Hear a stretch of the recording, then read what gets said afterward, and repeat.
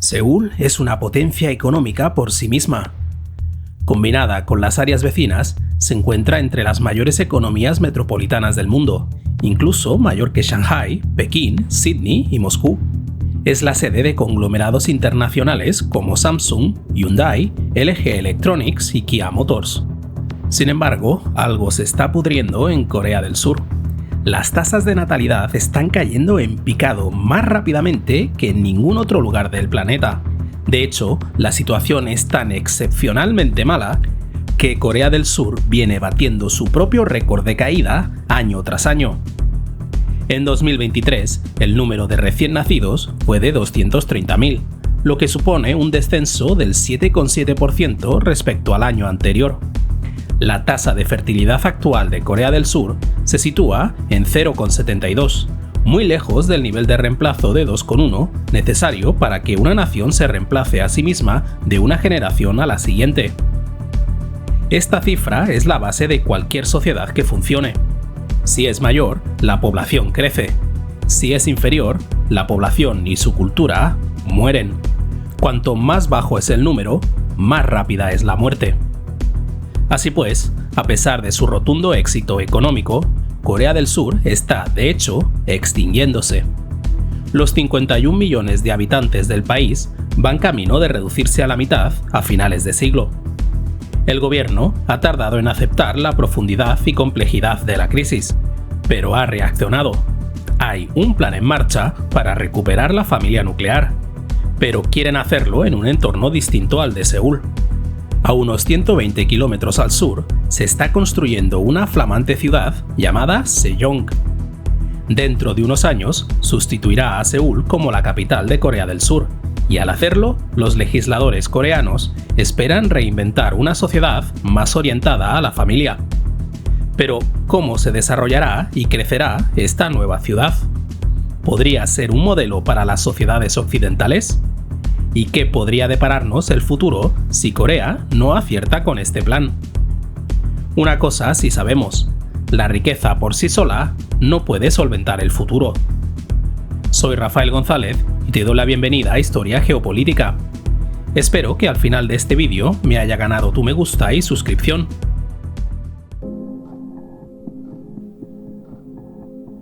Estamos en 1998. Internet se está generalizando. Los teléfonos móviles reducen su tamaño. Microsoft presenta su nuevo sistema operativo. Google hace su debut. Y Corea del Sur cabalga sobre una ola de éxito.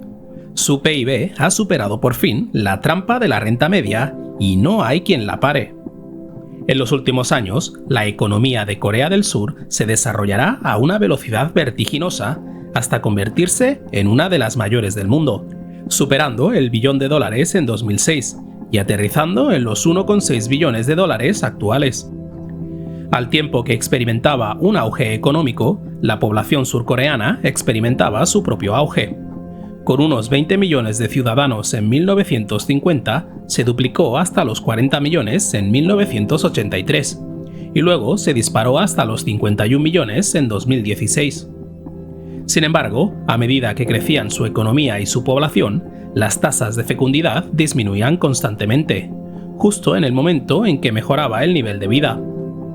Para Corea del Sur, esta transición revolucionaria fue algo más que económica y demográfica, fue cultural.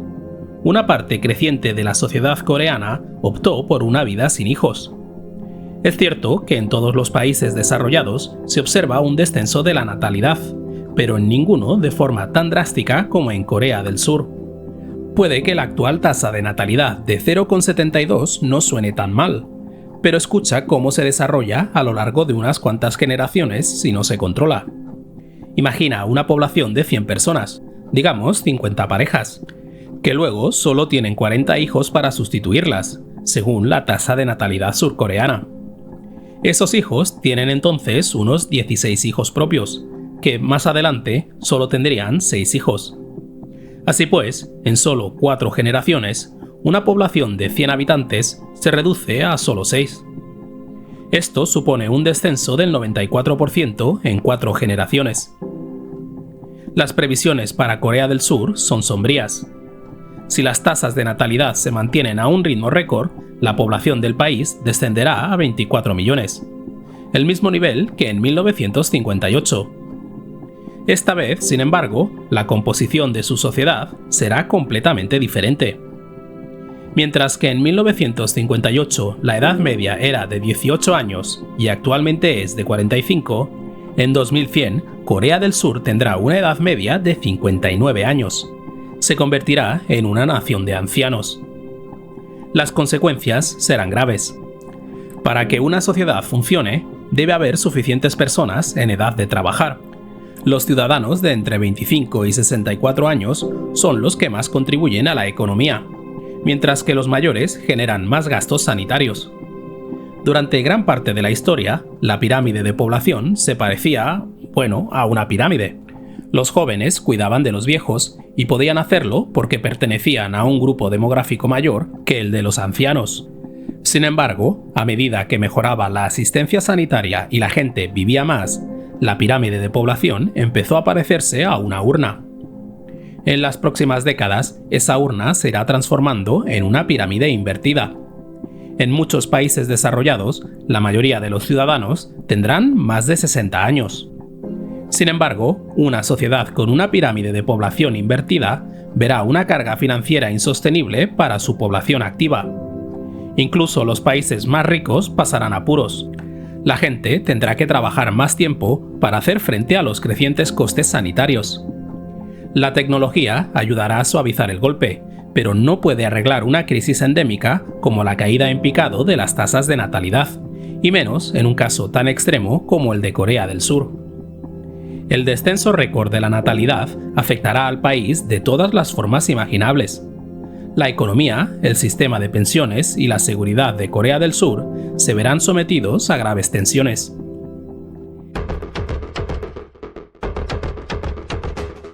El desplome de las tasas de natalidad se observa en todas las naciones desarrolladas, y hasta ahora ningún país ha conseguido mejorar la situación. Al parecer, la crisis de fertilidad es endémica y está profundamente arraigada en la cultura. Tanto es así que sencillamente no sabemos qué funciona. En Corea del Sur, los sucesivos gobiernos han arrojado dinero al problema. En los últimos 20 años, se han invertido más de 286.000 millones de dólares en programas sociales destinados a fomentar las familias nucleares, que es la unidad familiar tradicional en la mayoría de las culturas. Por desgracia, los programas sociales de Corea del Sur no han funcionado como se pretendía. Año tras año, el país ha eclipsado su propio récord de baja tasa de fecundidad. Parte del problema es la forma en que Corea del Sur creció en la década de 1980, especialmente su capital, Seúl. Casi la mitad de la población surcoreana vive en solo el 12% de su territorio, principalmente alrededor de la capital y sus alrededores. Seúl es donde están la mayoría de las oportunidades, así que la gente se queda cerca. Desgraciadamente, amontonar a millones de personas en un entorno urbano cercano crea presión sobre las infraestructuras y los recursos. Como resultado, bajo la eficiencia de la alta tecnología y el glamour del K-pop, Seúl se ha convertido en una carrera de ratas para quienes viven allí. El horrible tráfico y la mala calidad del aire han puesto al límite los servicios públicos y la vivienda es cada vez más inasequible. No es sorprendente que la tasa de natalidad de Seúl sea la más baja del país, con 0,55 hijos por mujer. Esto supone un 30% menos que las estadísticas del resto del país, ya de por sí históricamente bajas. Además, como la urbanización de Seúl va a continuar sin cesar, la situación no hará sino empeorar. Corea del Sur ya es el país más caro para criar un niño. Los costes de la enseñanza privada y de las guarderías son elevados. Criar a un hijo desde el nacimiento hasta los 18 años cuesta más de 7,7 veces el PIB per cápita, la tasa más alta del mundo. A título comparativo, en Alemania o Francia, criar a un hijo cuesta 3,6 y 2,2 veces el PIB per cápita, respectivamente. Corea del Sur está en su propia liga. Parte del problema es el coste de la vida en Seúl. Un apartamento de tamaño medio cuesta más de $740.000, lo que está fuera del alcance de la mayoría, incluso para los ricos coreanos. Sin embargo, esta complicación de la vivienda también presenta una solución poco probable.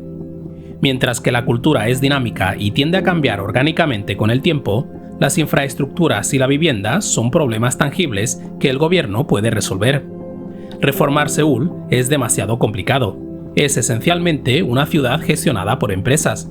Así que, en 2003, al asumir el cargo, el presidente Roh Moo-hyun diseñó una estrategia de respuesta al colapso demográfico.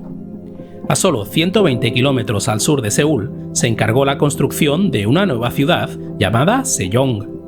Se situará más o menos en el centro del país y se centraría principalmente en el asentamiento de familias nucleares.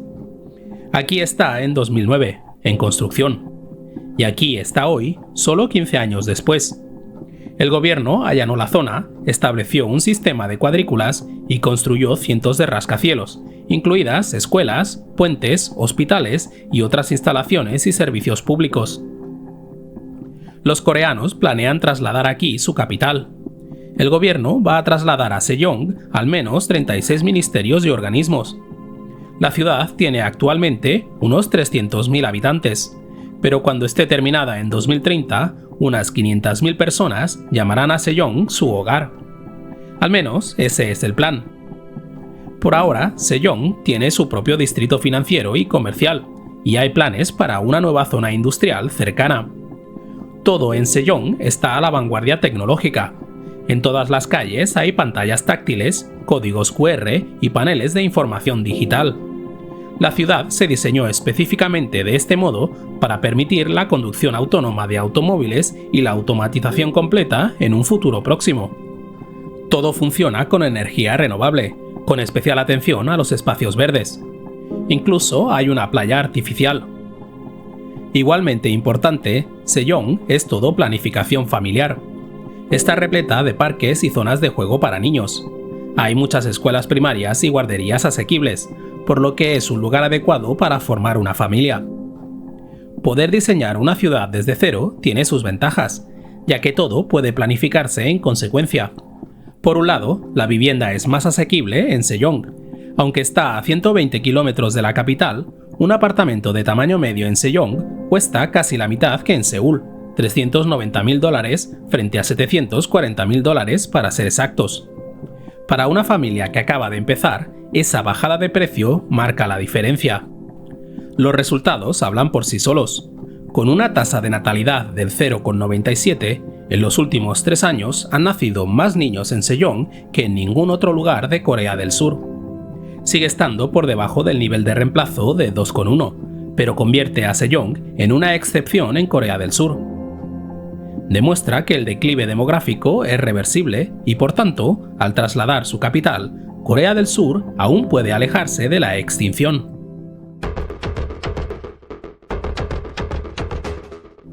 Sejong aún no está terminado, pero ya está dando resultados positivos.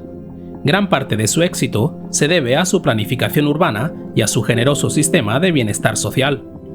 Desde su desarrollo como nueva capital de Corea del Sur, Sejong ha visto instalarse sobre todo a funcionarios y empleados públicos, que se benefician de generosos programas sociales. Los empleados públicos gozan de relativa libertad para acogerse a la excedencia por cuidado de hijos, que se extiende hasta 3 años por hijo, además de la excedencia por maternidad. Tampoco hay presiones empresariales, ya que los empleos públicos son menos competitivos, y los funcionarios tienen garantizado que pueden volver a trabajar después de tener hijos. En Seúl, la situación es casi la contraria. En el sector privado, las coreanas suelen evitar coger una excedencia por cuidado de hijos porque les preocupa las posibles repercusiones laborales. Por eso, los empleos estables y las viviendas asequibles animan a la gente a tener más hijos. Sejong demuestra que esta fórmula funciona. Según datos oficiales de 2016, nacieron 32,7 bebés por cada 1.000 funcionarios del gobierno, lo que supone más del doble que los 14,5 bebés nacidos por cada 1.000 ciudadanos del sector privado de edad similar en el mismo año. Pero el gobierno no pensó en todo a la hora de planificar Sejong. Si lo hubiera hecho, su tasa de natalidad habría sido aún mayor. un gran número de empleados públicos cuyos puestos de trabajo se han trasladado a Sejong no se han ido con ellos. En cambio, la mayoría sigue viviendo en Seúl, haciendo desplazamientos diarios de varias horas a la nueva capital. Muchos dicen que la nueva ciudad carece de cultura, o en otras palabras, que no tiene alma.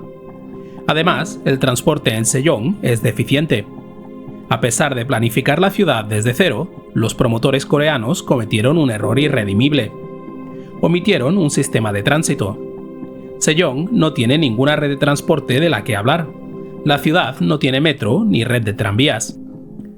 ¿Cómo pudo ocurrir este descuido? No lo sabemos. Sin embargo, como resultado, casi todos los desplazamientos en Sejong se hacen en vehículos personales a motor. La ciudad tiene autobuses públicos, pero son pocos. Solo el 7% del transporte de Sejong se hace en autobús. Mientras tanto, los coches representan el 41% del transporte, el doble que en Seúl. En pocas palabras, en Sejong, si no tienes coche, no puedes trabajar. Este descuido de las infraestructuras anula en cierto modo el propósito de la vivienda asequible. A las familias que acaban de empezar les cuesta encontrar en Sejong ventajas económicas que hagan que merezca la pena mudarse allí.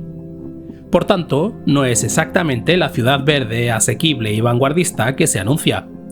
Y este defecto de infraestructura podría ser un factor decisivo para el grupo demográfico que los promotores quieren atraer.